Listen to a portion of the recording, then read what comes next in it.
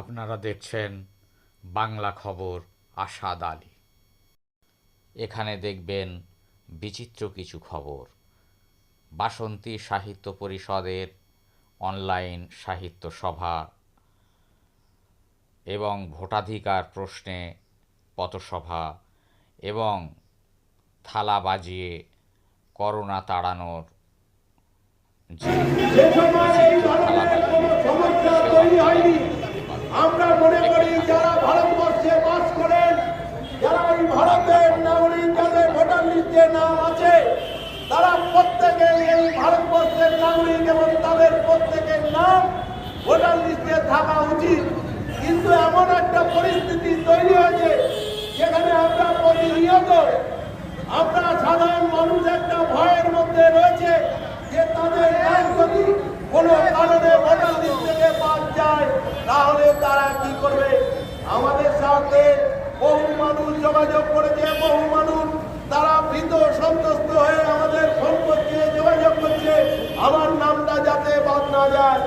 আমরা সেই জায়গায় দাঁড়িয়ে সাধারণ মানুষকে আশ্বস্ত করতে চাই যে আপনাদের কারো নাম যাতে ভোটার লিস্ট থেকে বাদ না যায়, তার জন্য ভারতবর্ষের বিরোধী দলনেতা জননায়ক রাহুল গান্ধী আপনাদের কথা নির্বাচন কমিশনে তুলে ধরবে।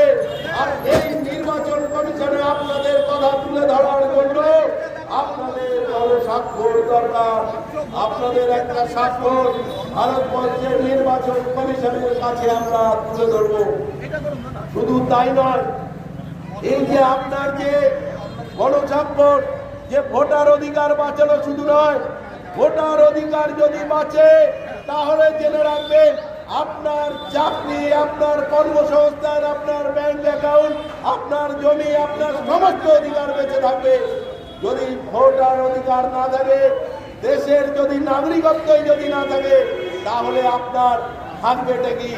আপনাকে দ্বিতীয় শ্রেণীর নাগরিক করে রাখার জন্য যেভাবে প্রতিনিয়ত দেশের মানুষের উপর অত্যাচার নেমে আসছে, যেভাবে দেশের পিছিয়ে পড়া সমাজের উপর